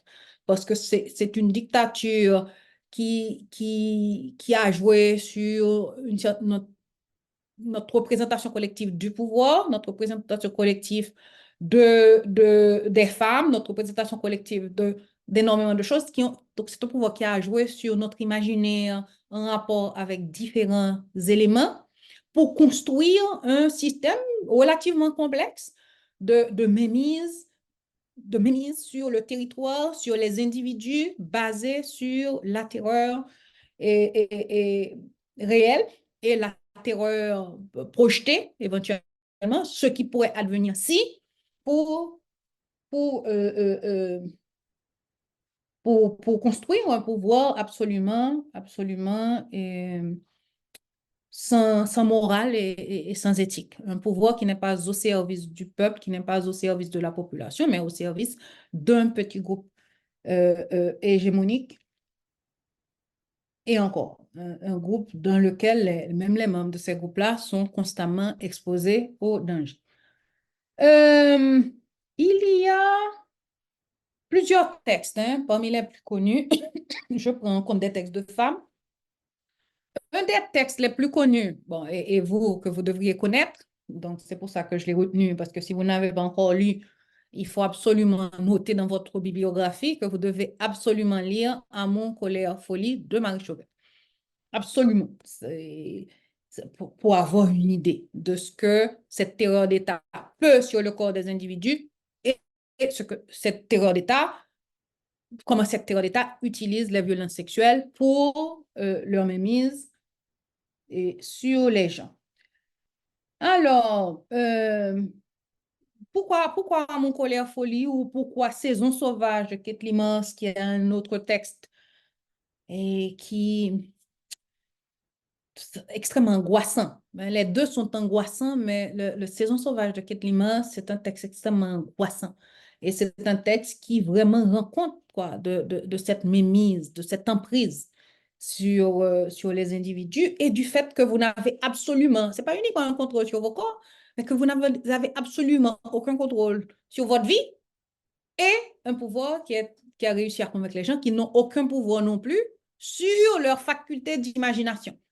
Parce que même là, il est présent. Même là, il peut savoir ce qui vous passe par la tête, il peut savoir ce à quoi vous pensez. Ça nous donne quelque chose un peu comme dans les dystopies et dans lesquelles vous avez des pouvoirs totalitaires qui arrivent à contrôler même l'imaginaire des individus. Donc, deux textes à lire, deux textes dans lesquels l'imbrication du pouvoir, classe sociale, argent, la haine, le désir de vengeance et contre le sort et contre l'histoire, tout ça c'est associé aux émotions pour donner quelque chose d'absolument terrifiant. Je vais partager avec vous un peu pour voir, et nous allons regarder ensemble. Qu'est-ce que c'est? Deux extraits. Un tiré de la première partie de l'ouvrage, c'est à mon collègue. Est-ce qu'il y a la climatisation? Il y a la clim, s'il vous plaît. J'allais dire la climatisation.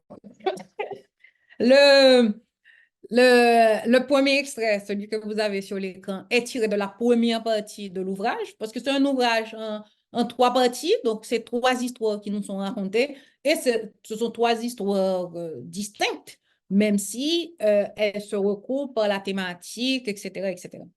Et nous regardons le premier extrait, que j'ai titré Chauvet-Soubiran parce que ça raconte ce qui est arrivé à un des personnages. Et vous lisez l'extrait pour voir un peu, hein, quand je vous dis que vous n'avez absolument aucun contrôle et qu'on vous refuse absolument tout contrôle sur votre façon de penser, sur votre façon de faire, sur votre manière d'exprimer vos idées. Je pense que l'exemple de Dora Soubiran et d'un amour, c'est un exemple intéressant à considérer. Est-ce qu'il y a quelqu'un qui veut nous lire le texte à partir de J'ai vu de mes yeux? Adrien Lyrissement? Lyrissement? Votre micro n'est pas ouvert, hein? Bon, ça ne passe pas pour Lyrisme.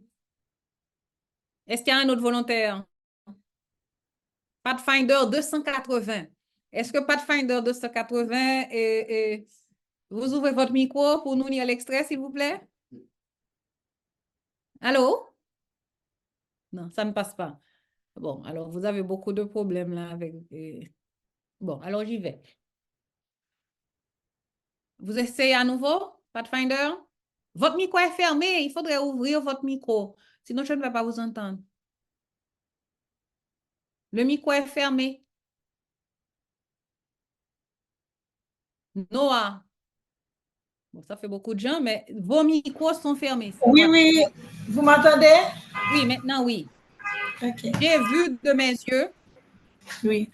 J'ai vu de mes yeux sortir de prison Dora Soubiran, mon amie d'enfance et notre voisine de droite accusée de rébellion. C'est une bigote absolument inoffensive, mais qui s'acharne.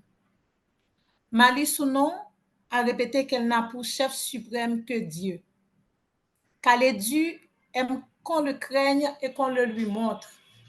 Surtout quand on est une Dora Soubiran, héritière et descendante de feu César Soubiran, ex-directeur de lycée, diplômé de Paris, ex-député, ex-ambassadeur de tous les gouvernements passés. Dora Soubiran traite de haut avec lui. Elle refuse de comprendre la marche de l'histoire, le revirement de fait. Un soir, il vint la chercher lui-même. Elle le suivit et prenant son lait, un moment, je mets lunettes. Ok, c'est bon maintenant. Elle le suivit et prenant son chapelet le long de la grande rue, où les gens s'étaient tapis dans le noir. Derrière leur persienne entr'ouverte, elle revint 2 jours plus tard, hagarde, méconnaissable, poursuivie par les railleries des mendiants qui s'esclaffaient de la voir marcher les jambes ouvertes, comme une infirme. Nous l'entendons sangloter la nuit. Personne n'ose la secourir. C'est une suspecte, une de celles qui ont été marquées par Calédu, représentant de la police, choisit tout exprès pour mater cette petite ville réputée par son arrogance et ses préjugés. Voilà, merci beaucoup. Alors, vous voyez un peu, hein, et je vous ai dit que ce sont des histoires dans lesquelles les questions de classe sociale, les questions de couleur, les questions de pouvoir et la haine, hein, qui sous-tend les relations entre les individus qui ne sont pas du même côté de l'histoire, hein, qui ont l'impression d'avoir été spoliés de leur droit à une meilleure histoire. Donc, tout ça est instrumentalisé par le pouvoir en place pour instituer sa terreur. Donc, vous êtes dans une petite ville avec bon, ses traditions, ses pratiques, etc. Et c'est le commandant Calédu qui a été délégué comme représentant de la police dans cette ville. Et voilà, à son arrivée, il commence par rentrer dans les maisons, fouiller les tiroirs, il mène ses perquisitions. Et pour les femmes qui le prennent un peu de haut, qui refusent, comme le dit la narratrice, de comprendre que l'histoire a changé, de comprendre qu'ils ne sont plus les chefs, que ce ne sont plus eux qui ont les manettes, les rênes du pouvoir, eh bien, et ces gens-là, ces personnages-là subissent des violences absolument sans nom. Alors, Dora Soubiran a été arrêtée sur la base d'un élément assez apparemment simple. On vous dit que c'est une bigote, donc c'est une femme qui prie tout le temps et qui dit, bon, écoutez, Dieu est mon seul chef. Or, vous êtes face à un pouvoir qui vous dit que le chef suprême, puisque c'est ainsi qu'on désignait et Duvalier, que le chef suprême, c'est François Duvalier, président à vie de la République, etc., etc. Et lui, elle persiste à considérer que c'est Dieu. Donc, c'est vu, c'est interprété comme un refus de reconnaître le chef d'État, de reconnaître sa magnificence, de sa majesté, etc. Et que c'est une expression de ses préjugés, c'est une expression de son mépris, c'est une expression voilà, de toutes ces choses qui traversent le tissu social haïtien. Et donc, la punition a été une punition exemplaire. Exemplaire, bien entendu, de violence et de terreur, puisque Dora Soubiran a été arrêtée, suspendue, couchée, bras liés, poings liés, hein, comme sur une croix, battue sur les parties génitales en particulier. Donc, elle a subi des mutilations parce que le fouet utilisé lui a enlevé des lambeaux de peau.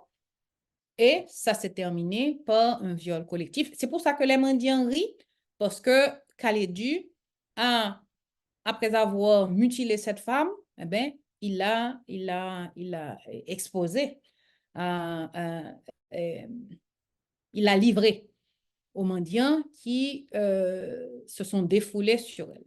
Donc, c'est un défoulement, c'est dans la c'est un viol qui dit la domination, mais c'est également un viol qui dit le désir de vengeance. Donc, c'est un viol, vengeance, domination, vengeance et accompagné de mutilation. C'est des textes assez... C'est des textes bien écrits, donc le plaisir esthétique est toujours là, mais c'est des textes qui ne laissent absolument aucune possibilité de prendre plaisir à ce qu'on est en train de lire. Et ça, c'est extrêmement intéressant dans les représentations, cette tension entre réalité. On n'a pas envie, mais peut-être que c'est moi lectrice, mais je doute fort qu'il y ait une espèce de plaisir, de type voyeurisme, etc., en lisant ces scènes de torture dans Amour de Marie Chauvet.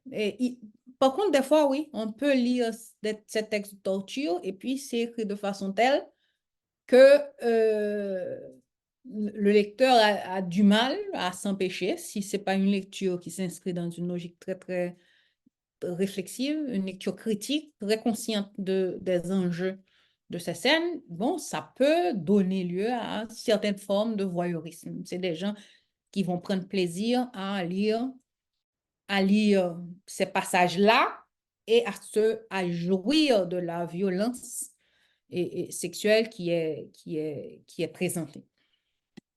Un autre extrait de Chauvet, tiré de Colère.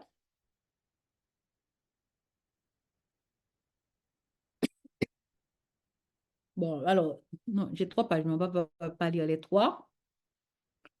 Alors, je vous fais un tout petit peu le contexte. La famille Normine s'est réveillée un matin et a vu des hommes en noir installer des bornes sur leur terrain. Donc, ils ont coupé la maison de la propriété. Donc, ils ont pris le reste du terrain et donc commencent donc les démarches pour essayer de récupérer le terrain hérité donc ils ont hérité de la famille. Et parce que, bon, c'est une famille de la petite classe moyenne, bon, qui survit comme la grande majorité de la population. Et ce terrain-là, a une importance capitale parce que c'est ce terrain-là qui va permettre éventuellement à la famille de financer les études des enfants. Et donc il se réveille un matin et ces hommes ont décidé de s'installer sur ces terrains-là. Bon, vous comprenez un peu, ce sont des choses qui arrivent tous les jours dans ce pays. Donc, ils ont le pouvoir et donc ils occupent la terre également. Bon, ceci dit, ce qui est avancé, c'est que de toutes les façons, ceux qui ont cette terre-là, eux aussi l'ont arrachée à quelqu'un. Donc, vous êtes dans une spirale et de ce type-là. Et donc, le père de famille initie les démarches pour essayer de récupérer cette terre. Il amène sa fille avec lui lorsqu'il se rend chez l'avocat. Et tout de suite, l'avocat qui est en complicité avec le chef de police, le tortionnaire qui s'appelle le gorille, eh bien, il voit là quelque chose qui peut plaire au gorille. Le gorille connaissait déjà Rose, il l'avait déjà vu, et donc il dit, voici les conditions. Donc, pendant un mois, Rose, la fille de cette famille-là, sera totalement à sa disposition. Il pourra lui faire absolument tout ce qu'il veut. Et après un mois, il rendra la terre à la famille. Bon, si elle survit jusque-là. Parce que ce qu'il a comme projet de torture, ce qu'il lui fait, et effectivement, elle va mourir. Hein. Elle va mourir. Elle cédera tant et si bien qu'elle finira par mourir. Mais c'est une mort physique qui a été précédée d'une mort psychologique. Parce que le niveau de violence qui s'est exercé sur son corps, dès le premier jour, elle n'a pu le supporter qu'en acceptant le fait, hein, qu'en admettant le fait qu'elle était déjà morte. Donc, dans sa tête, elle l'était avant même qu'elle n'ait plus de souffle de vie. Donc, on ira quelques petits extraits. L'extrait que vous avez là, c'est le premier rendez-vous de la série. C'est le premier rendez-vous de la série où il lui pose, voilà, il lui dit ce qu'il attend d'elle. Et tu vas tout gâcher, me souffla-t-il, si tu me résistes. Je ne pourrai rien faire. Donc, c'est un homme qui n'arrive à accomplir ses méfaits sexuels que si face à lui, il n'a aucune résistance. Et c'est à cette condition qu'il doit avoir une érection, c'est à cette condition qu'il doit pouvoir être totalement dans cette action. Donc, d'abord, elle ne doit pas résister, sinon, il faut obéir. Obéir sans hésiter. Autrement, tout est fichu. Tu comprends? Je ne peux être un homme qu'avec les belles têtes de saintes de ton espèce, les belles têtes de martyrs vaincus. Obéis, obéis ou va-t'en. Mais rappelle-toi que jamais personne ne pourra plus rien pour toi et tu perdras tes terres. Si au contraire tu acceptes docilement de faire ce que je te demande, je te promets, je te jure sur ce que j'ai de plus sacré au monde, que tu auras ma protection et que tes biens te seront restitués. Tandis qu'il parlait, il m'ouvrait lentement les jambes et me mettait les bras en croix. Il resta un moment penché sur moi, râla doucement, le souffle court oppressé. De longues minutes, il resta ainsi à me contempler et je vis son horrible main s'approcher de mon corps et le toucher légèrement avec une intolérable et malsaine curiosité. C'est ça, ne bouge pas, reste ainsi. Il me caressa penché sur moi, me reniflant comme une bête et peu après il sursauta. Fit sauter les boutons de son uniforme et apparut nu. Tu es vierge, n'est-ce pas? Tu ne m'as pas menti? Je vais te faire très mal, mais tu ne diras pas un mot, tu m'as compris? Pas un mot. Voilà. Donc, quelqu'un, en fait, c'est une scène de torture, c'est du sadisme, et les individus sont, en tout cas, c'est ainsi que le père de famille l'a vu, et c'est ainsi que Rose l'a vu, eh bien, il faut en passer par là pour récupérer cette terre. Il faut en passer par là pour avoir un avenir. Il faut en passer par là, etc. Et donc, voilà, toute la suite, c'était d'une brutalité terrible. On va pas, je vous laisse découvrir vous-même toutes ces descriptions, mais ça s'est passé de façon telle qu'elle avait si mal qu'elle ne pouvait plus marcher. Je pris une voiture et rentrai chez moi. Elle devait le revoir dès le lendemain. Blessée et ne pouvant même pas marcher, elle doit le revoir le lendemain. Et le lendemain, pareil, il reprend sa torture et il lui annonce son projet. Mais vraiment, c'est un projet de torture. Et pendant qu'il la torture, il lui raconte en même temps, ses exactions. J'ai tué 10 hommes à bout portant. Hein? Donc, ça veut dire la terreur et la menace sont là, partie prenante de ce qui se joue. Il insulte son père, ton imbécile de père est venu me voir pour me supplier de t'épargner. Il pleurait. Tu tiens de lui ta tête de martyr. Donc la torture est à la fois physique, la torture est psychologique, mais Rose, elle, quelle est la réaction? Que m'importe, il n'y a de déshonneur que dans le plaisir partagé et il a couché avec une morte. Et il l'ignore. Ça nous renvoie à l'idée du dédoublement que nous avons vu déjà dans d'autres textes. Donc, il y a un corps qui est là, mais la personne que le personnage est n'est pas là. Donc, c'est ainsi qu'elle arrive à le supporter. C'est en réalisant cette dissociation, il y a une dissociation du corps, de l'esprit, et, et vous avez cette scène-là.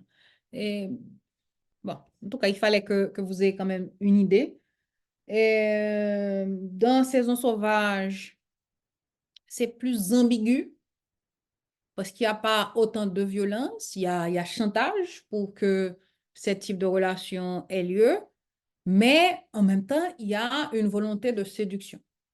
Et donc, il n'y a pas cette violence, mais la violence est là parce que ce monsieur qui promet d'aider cette femme qui est venue le voir parce que son mari a été arrêté et qu'elle n'a plus de nouvelles, va poser comme condition, bien entendu, qu'elle soit sa maîtresse.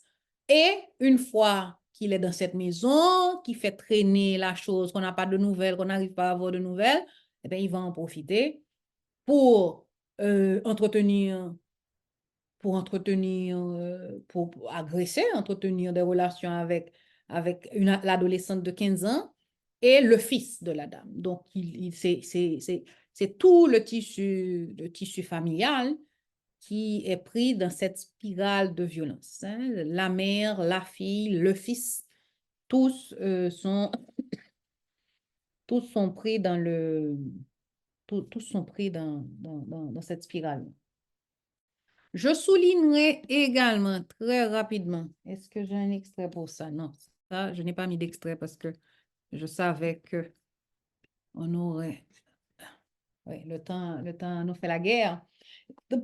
Pour finir avec les types de violences représentés dans ces œuvres, très rapidement, et pour finir,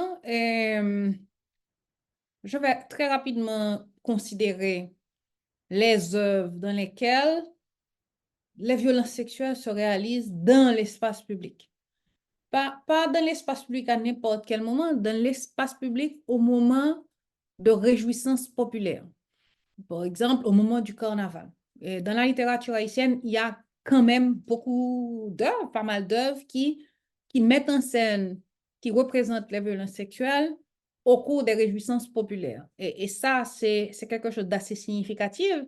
Oui, le carnaval, c'est un espace de débordement en tout genre, mais le carnaval est aussi, c'est pour ça que ça s'appelle réjouissance populaire, c'est un moment de rencontre des citoyens dans la cité pour se réjouir ensemble, chanter, danser, festoyer. Donc, c'est aussi un moment de communion et entre les gens. Or, il se trouve que on a un ensemble de violences de nature sexuelle qui se produisent dans ce cadre-là, qui se produisent sur les femmes et qui me laissent donc à penser que le but de ces violences, ce n'est pas uniquement le fait qu'il y ait des débordements dus au carnaval, à l'alcool, à la musique, etc., mais c'est comme une volonté d'exclure les femmes en leur faisant peur de ces espaces de réjouissance, donc de ces réjouissances collectives, etc.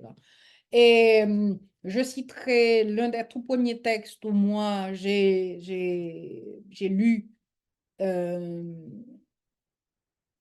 ce type de violence réalisée au carnaval, attouchement non désiré ni sollicité. Et des fois, ça va jusqu'au viol, ça va au cou, ça va, etc. C'est dans une œuvre de Marie-Thérèse Colimon-Hall qui a pour titre Fils de misère.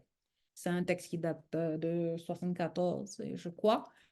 Et La Merci, c'est un texte à mon époque, peut-être moins pour vous, mais à mon époque, c'est un texte qui revenait souvent dans les cours de littérature au secondaire parce que c'est un texte qui met en scène La Merci, une mère merveilleuse, hein, qui a de grands projets pour son fils qui s'appelle Titonton. Et c'est l'image même de la mère dévouée et consacrée à la réussite de son fils. Et donc, c'est une œuvre qui revenait très souvent. Et nous apprenons en lisant l'œuvre. Bon, au secondaire, vous avez accès surtout à des extraits.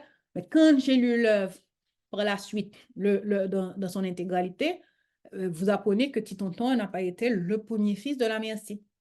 Elle a subi une agression sexuelle au carnaval quelques années avant la naissance de Titonton et que de cette agression-là, un agresseur, comme dans le cas de Sophie et Kako, de Martine Kako, un agresseur dont elle n'a pas vu le visage, qui est arrivé, qui l'a agressé par derrière et donc elle n'a pas pu le voir. Et là, en pleine foule, l'agression a eu lieu.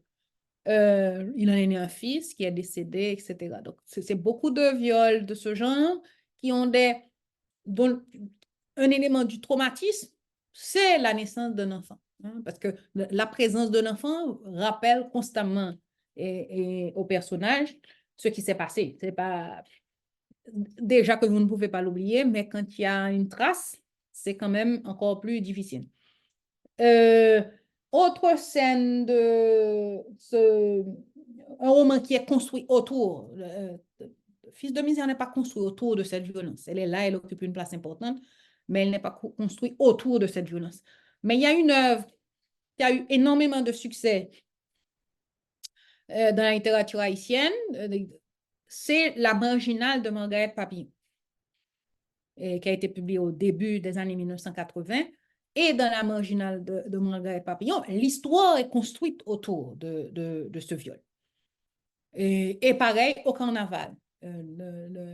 Notre personnage se rend au carnaval, elle est tirée par un inconnu sous un stand, et là a eu lieu l'agression.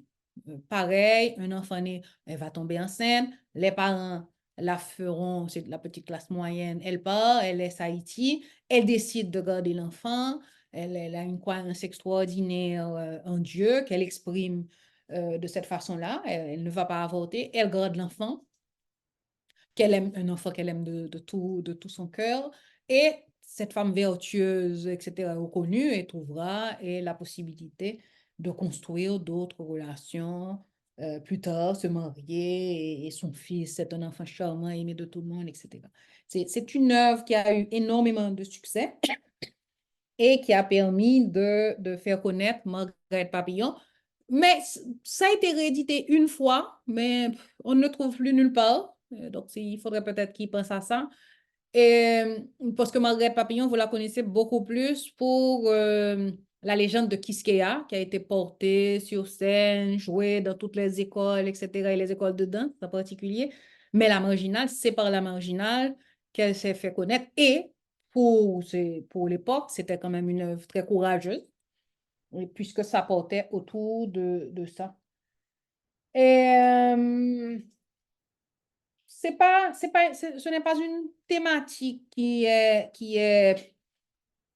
c'est une thématique encore de beaux jours devant elle, que la violence sexuelle au carnaval.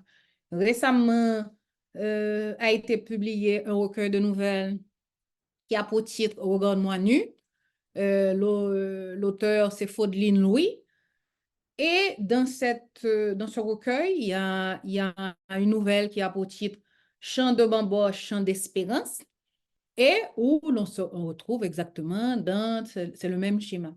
Une jeune femme va au carnaval, en dépit des mises en garde de sa mère, elle s'amuse, elle danse, et il y a dans le groupe un jeune homme qui danse avec elle. Bon, on est connu, bien entendu. Au carnaval, on rencontre des inconnus. Ils dansent ensemble et tout, mais lui, il veut aller plus loin. Les attouchements qu'elle refuse, etc. Et finalement, entraîné par la foule, il arrive à la faire sortir du groupe et à la traîner dans un coin pour la battre violemment, la violer. Et dans cette nouvelle-là, et je vous en parle parce que Faudeline Louis a ajouté des éléments qui ont à voir avec des pratiques qui ont été dénoncées énormément par les associations de défense des droits humains, parce que l'agresseur, c'est cet agresseur qui a ajouté les billes. Et sur le pénis. Et ça veut dire que lorsque les violences sont commises, c'est une violence double ou c'est une violence qui a pour but vraiment de détruire, parce que c'est des billes qui frappent sur l'utérus, qui est quand même un organe assez fragile, qui peut provoquer des lésions internes irréparables. Et donc, l'agresseur, et en plus, elle ne peut rien dire. Elle rentre chez elle, elle ne peut pas dire à sa mère ce qui s'est passé parce que elle lui a dit, ne va pas au carnaval, va à l'église, choisis Dieu comme sauveur, etc. Et donc, elle ne se sent pas capable de dire à sa mère ce qui s'est. C'est une nouvelle très, très prenante. C'est une nouvelle est venue sur la scène littéraire. Ben, j'espère qu'elle trouvera des éditeurs. Je pense qu'il y a beaucoup de potentiel, donc il faut voir ça. Il y a une autre catégorie que je mentionne rapidement sans rentrer dans les détails, mais je le fais parce que c'est des textes de Gary Victor. Et Gary Victor, selon les statistiques disponibles, c'est quand même l'un des auteurs haïtiens les plus lus, et par les jeunes en particulier. Et une des causes du succès de Gary Victor, c'est la prise en compte de la dimension ésotérique, mystique, de beaucoup d'événements qui se passent dans la société haïtienne. Et dans son feuilleton, Les dossiers interdits, il y a 6 tomes. Et je cherchais le livre, je cherchais quel tome sans succès parce que, bon, les amis viennent, partent, et j'ai les livres un peu partout. Je ne suis pas arrivée à retrouver cette nouvelle, mais vous m'aiderez certainement. C'est une nouvelle de Gary Victor dans laquelle une jeune femme va en boîte de nuit. À un moment donné, elle rentre dans les toilettes, elle est devant le miroir pour se refaire une beauté. Et un esprit enfermé dans le miroir prend possession d'elle. Et donc prend possession de sa volonté. Et cet esprit-là, c'est un esprit qui est... Il faut que je trouve le mot, parce qu'il y a le mot qu'on utilisait jusqu'à présent, c'est un mot qui est tellement discuté, contesté, mais je l'utilise avec des guillemets en attendant de trouver mieux. C'est un esprit nymphomane. C'est un esprit qui doit faire une consommation de corps d'hommes à un rythme effréné. Et donc, voilà cette femme qui se retrouve à traîner dans les rues de Pétionville et à ramasser 10, 15, 20 hommes par nuit, non pas parce qu'elle le veut, mais parce que l'esprit a besoin de cette énergie-là.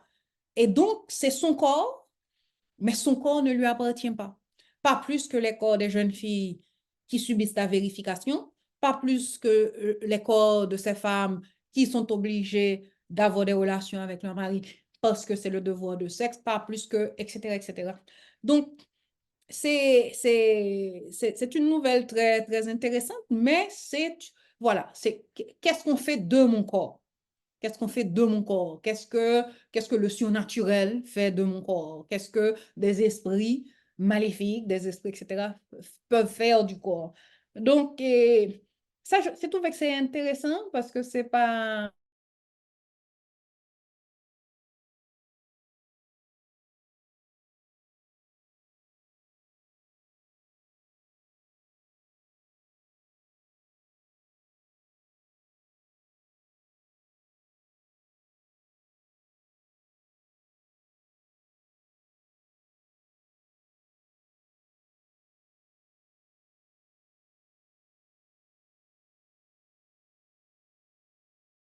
OK, d'accord. Donc, c'est bon? D'accord, c'est bon, c'est revenu. Donc,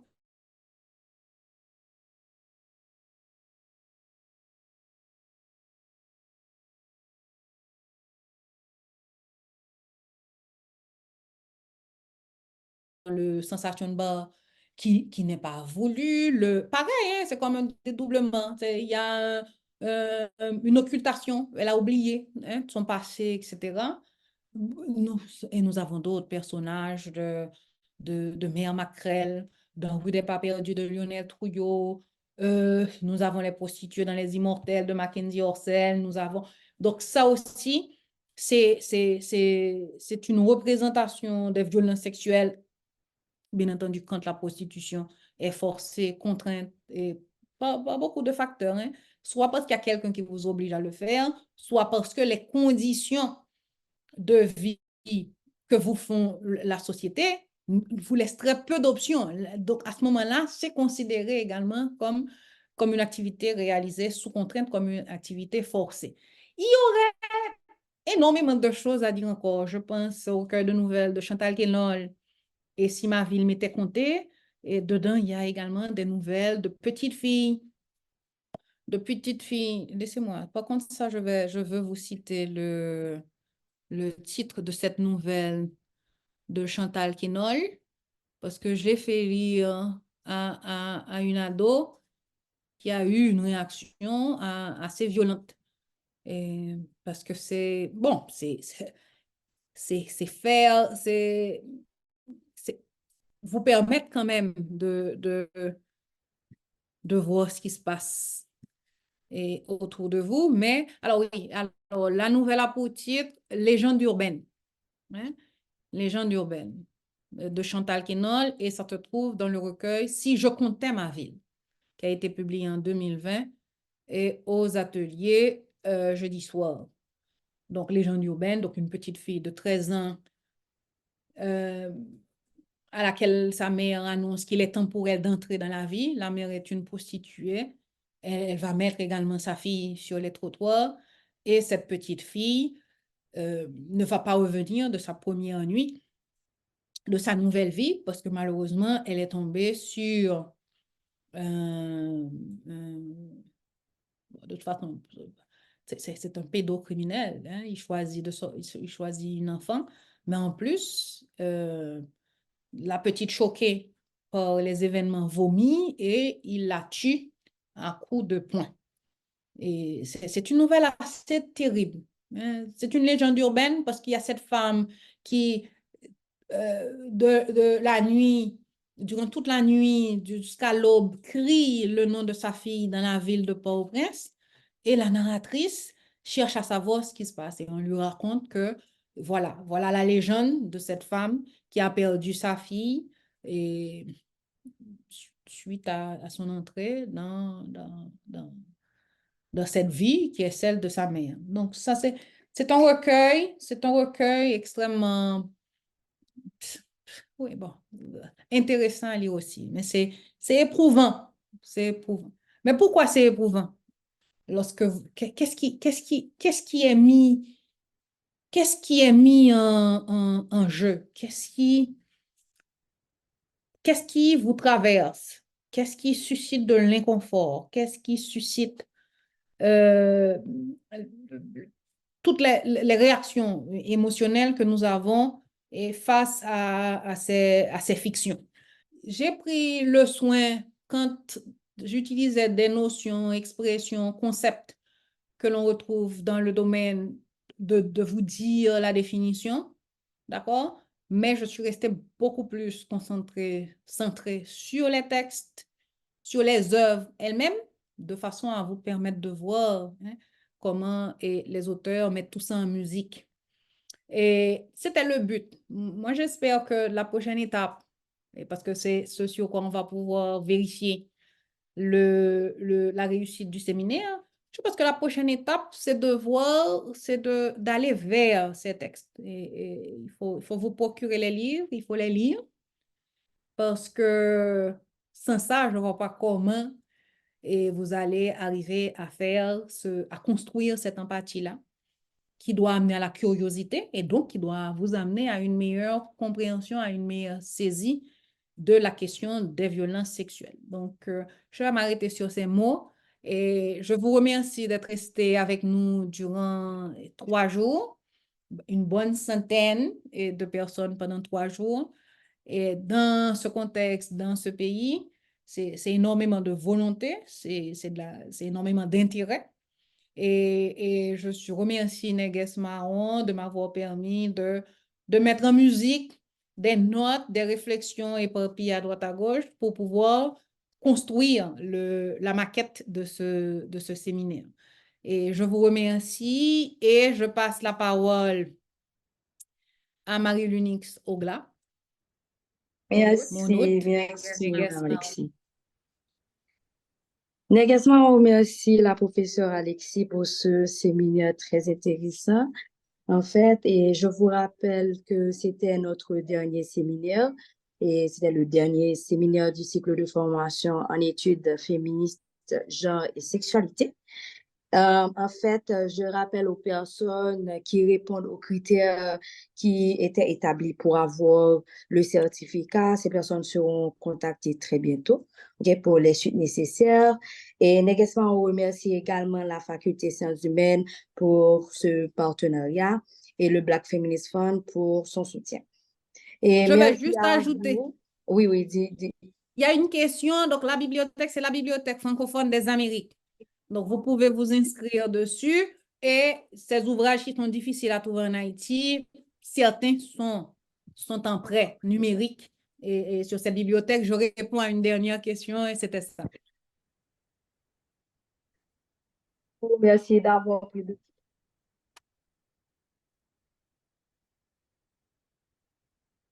Le son est parti et Olga, vous n'avez plus de son. On ne vous entend plus. Et là, maintenant, Ah, ça va? Ça va? maintenant, ça va. Ok, je remercie les participants et participantes qui ont pris le temps de venir aux différents séminaires, d'assister aux différents séminaires et nous vous disons à bientôt.